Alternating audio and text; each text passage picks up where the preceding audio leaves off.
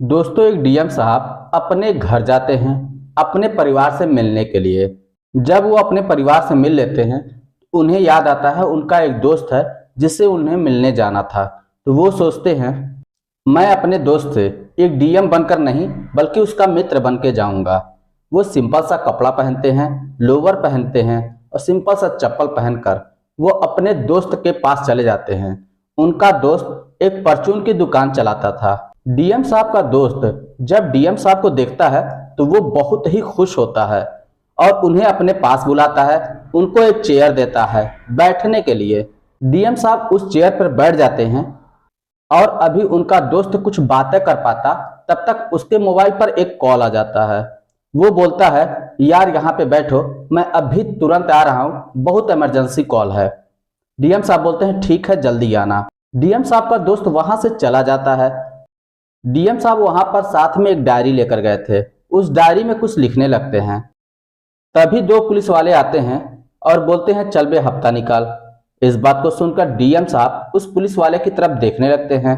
DM साहब को अपनी तरफ देखता हुआ देखकर पुलिस वालों को गुस्सा आ जाता है और डीएम साहब का कॉलर पकड़ के बाहर खींच लेते हैं और बोलते हैं, क्यों बे, नया मुनीब है यहाँ का या नौकर है? तुमने किस तरह का सामान यहाँ पे रखा हुआ है? ये चिप्स फटे हुए हैं, ये सारे सामान सड़े हुए हैं, सफाई भी तुमने नहीं की है, दुकान का तुमने क्या हाल बना रखा है? डीएम साहब बोलते हैं, सर आप ये क्या कर रहे हैं? आपको जो चाहिए आप वो बताइए, मैं आपको वो दूंगा। पुलिस वाले बोलते हैं, मैं तुझसे बाद में बात करूंगा, पहले 5,000 रुपए फटाफट निकाल, उसके बाद मैं तुमसे बात करता हूँ। दोस्तों, आखिर वो डीएम साहब कौन थे?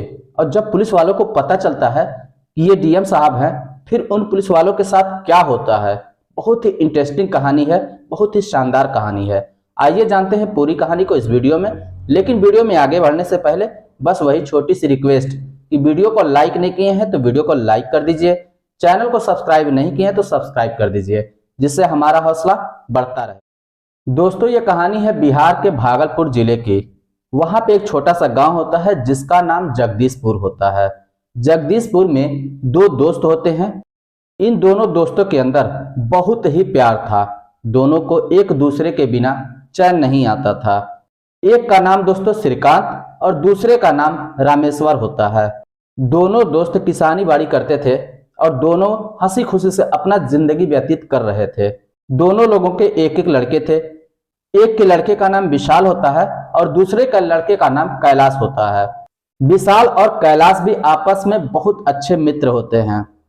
दोनों साथ साथ पढ़ाई करते हैं, साथ साथ घूमते हैं, साथ साथ खेलते हैं, साथ साथ बैठकर खाना भी खाते हैं।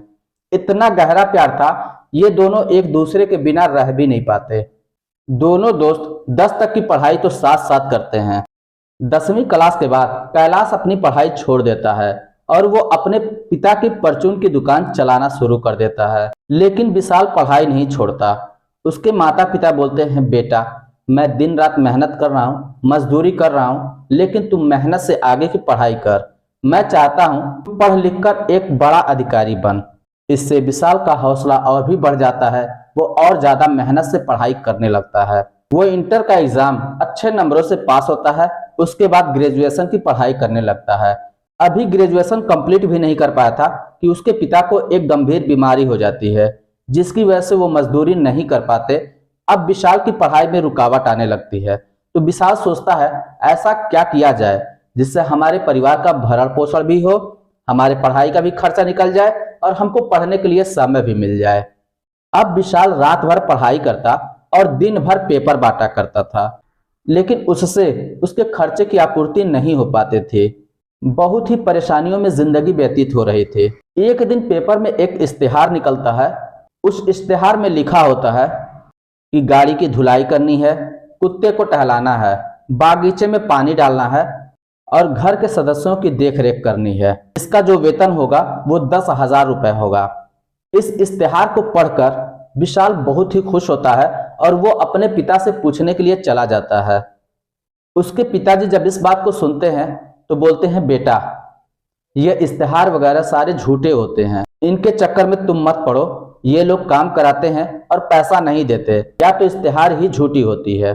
लेकिन विशाल बोलता है, पिताजी अगर झूठा हुआ तो क्या होगा, नहीं करेंगे।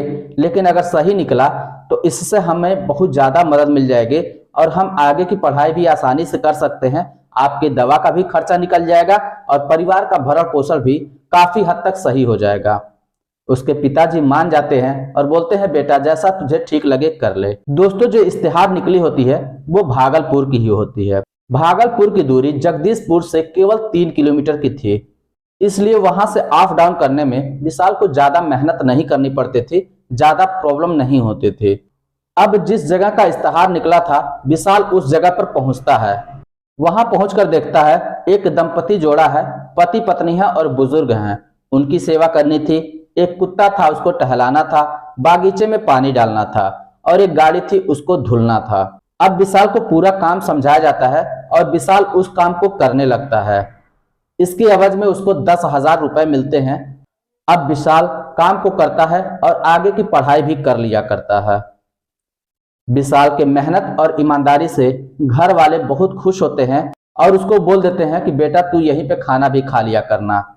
अब वो अपने पिताजी से बोलता है कि पिताजी अब हमको यहाँ पे खाना मिल रहा है तो क्यों ना मैं यहीं पे रहकर पढ़ाई लिखाई भी अच्छे तरीके से कर लूंगा।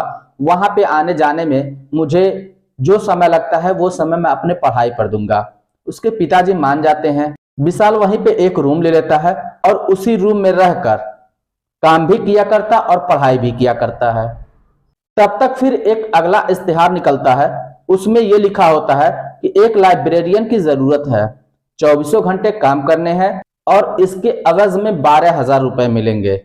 अब विशाल उस इश्तिहार वाले जगह पे पहुंच जाता है और मालिक से जाके बोलता है मैं इस काम को करने के लिए तैयार हूं। मालिक बहुत ही खुश होता है और इसको काम समझा देता है। दोस्तों, विशाल को वहां पे करना यह था कि जो भी लोग आते, जो भी स्टूडेंट आते, उनको देखता कि कौन आ रहा है कौन जा रहा है, इसी का लेखा जोखा रखना था। तो वो ये काम बहुत ही आसानी से कर लेता है। मालिक इसके मेहनत से बहुत खुश होता है और इसको खाने और रहने के लिए अलग से व्यवस्था कर देता है, वो भी बिल्कुल फ्री में। अब विशाल को मनचाहा काम मिल गया था और इसके पढ़ने के लिए भरपूर समय मिल गया था।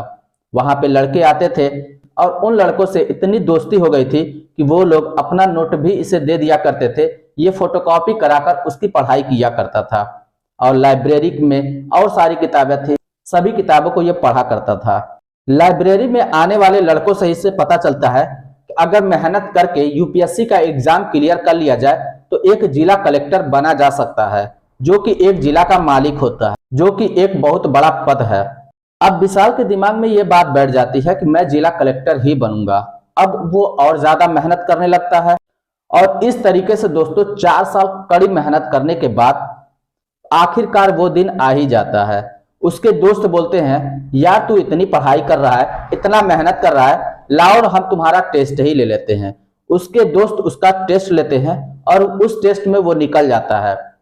अब उसके दोस्त बोलते हैं कि हम लोग यूपीएससी का फॉर्म डालने जा रहे हैं, अगर तू बोल तो तुम्हारा भी डाल देंगे।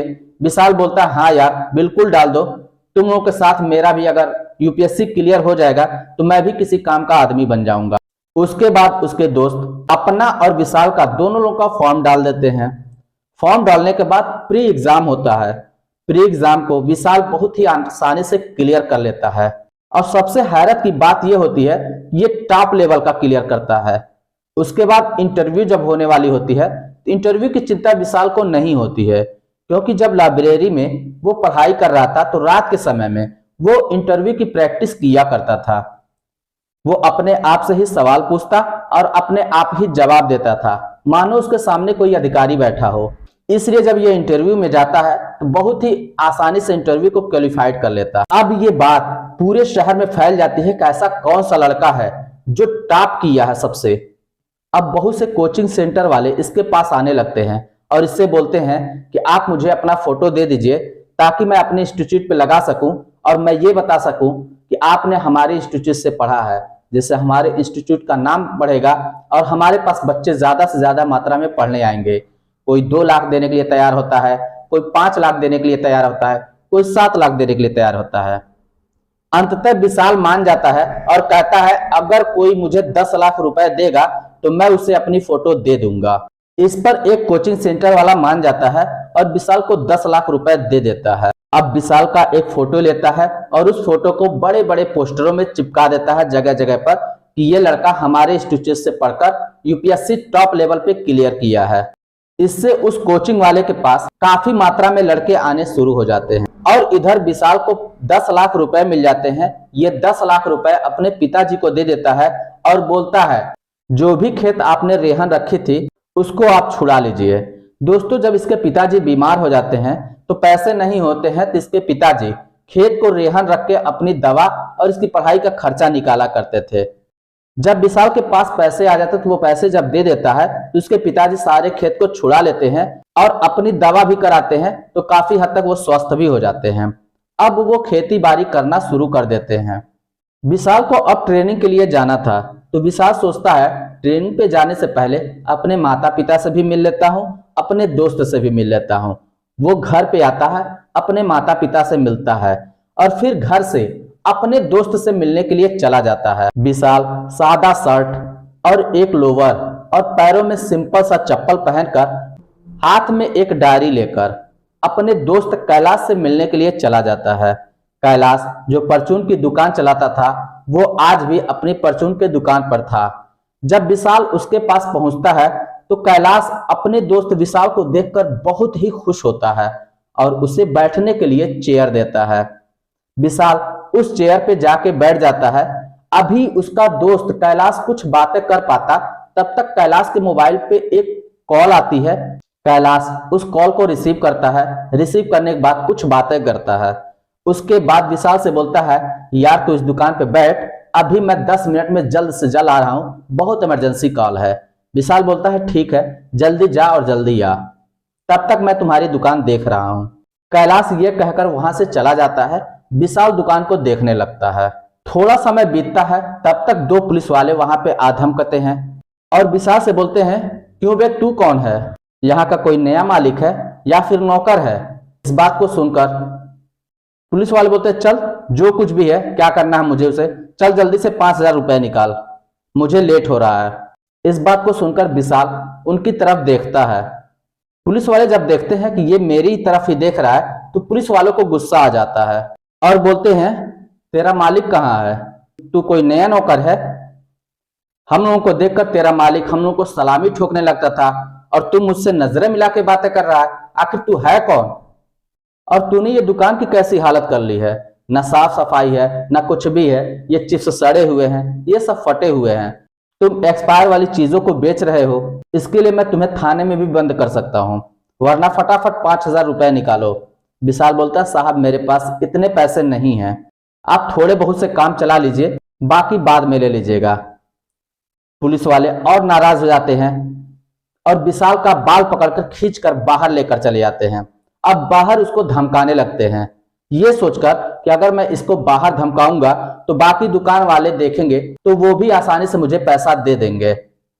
अब पुलिस वाला विशाल को अपशब्द बोलने लगता है और धमकाने लगता है कि चल फटाफट किसी भी तरीके से 5000 रुपए मुझे दे, चाहे जहां से दे वो तेरी मर्जी है। विशाल बोलता सर ये क्या कर रहे हैं आप, ये तो गलत बात है, आप इस तरीके से मेरा बाल पकड़े हुए हैं और इस तरीके से मेरे साथ व्यवहार कर रहे हैं, ये तो कोई अच्छी बात नहीं है। इस पर पुलिस वाले और भड़क जाते हैं। तब तक एक दुकान वाला ये सारी बातें देख रहा था, वो फटाफट तुरंत कैलाश को फोन कर देता है। कैलाश जब इस बात को सुनता है तो वो हैरान रह जाता है। वो तुरंत जो है नजदीकी पुलिस स्टेशन को फोन कर देता है और बोलता है मेरी दुकान पर मेरा दोस्त डीएम बैठा हुआ है, कुछ पुलिस वाले आए हैं और उनसे बदतमीजी कर रहे हैं। इस बात की कंप्लेन करके कैलाश फोन रख देता है और फटाफट वहां से दौड़ा दौड़ा चला आता है। अभी पुलिस वाले विशाल को मारने ही वाले थे, तब तक कैलाश दूर से ही बोलता है अरे आप लोग ये क्या कर रहे हैं, ये डीएम है, आपको पता नहीं है? इस बात को सुनकर पुलिस वाले की हाथ रुक जाती है और वो कैलाश की तरफ देखकर बोलते हैं अगर ये डीएम है तुम तो एसपी हो, चलो अभी तुम दोनों लोगों की डीएम और एसपी गिरी निकालते हैं। ये कहकर दोनों पुलिस वाले हंसने लगते हैं। कैलाश बोलता सचमुच में ये डीएम है। पुलिस वाले बोलते हैं क्या बकवास कर रहा है, ये कहीं से डीएम लग रहा है, तुम लोग मेरे साथ मजाक कर रहे हो, मैं तुम दोनों लोगों को सबक सिखाता हूं। तभी वहां पर थानेदार अपनी टीम के साथ पहुंच जाते हैं।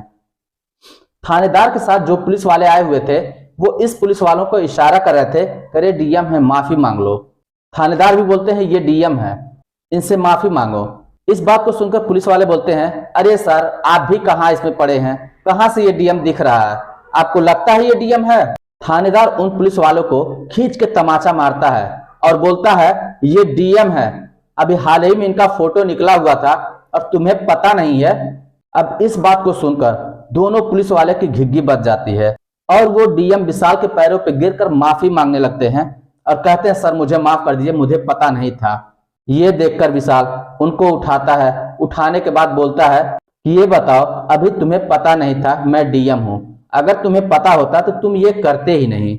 और तुम मुझे ये बताओ सामान की क्वालिटी खराब है या सही है, ये तुम्हारा काम है या नगर निगम वालों का है? तुम लोग दूसरे के काम में टांग गड़ाकर अपना उल्लू सीधा करते हो, तुम्हें इसकी सजा भरपूर मिलेगी। उसके बाद तुरंत ही एक अधिकारी के पास फोन लगाकर और डीएम साहब का नंबर मांग के डीएम साहब से बात करते हैं और उन्हें बोलते हैं कि आपके वहां ये थाना है और यहाँ के 2 पुलिस वाले हैं जो इस तरीके से हरकत कर रहे हैं। डीएम साहब तुरंत वहां पे पहुंचते हैं और उसके बाद जब सारी सच्चाई को जानते हैं उस पुलिस वाले को तुरंत ही सस्पेंड कर देते हैं। उसके साथ जो 2 पुलिस वाले इशारा कर रहे थे उनको भी सस्पेंड कर दिया जाता है और हिदायत दी जाती है कि भूल कर भी आइंदा से ऐसी गलती किसी को नहीं मिलनी चाहिए। उसके बाद डीएम साहब अपने घर चले जाते हैं। घर जाने के बाद सारी बात अपने पिताजी को बताते हैं।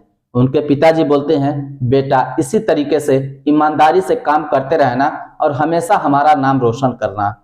तो दोस्तों आज की ये रही कहानी। आपको कहानी कैसी लगी आप हमें कमेंट बॉक्स में लिखकर जरूर बताइए। चलिए फिर मिलते हैं नेक्स्ट वीडियो में, तब तक के लिए जय हिंद।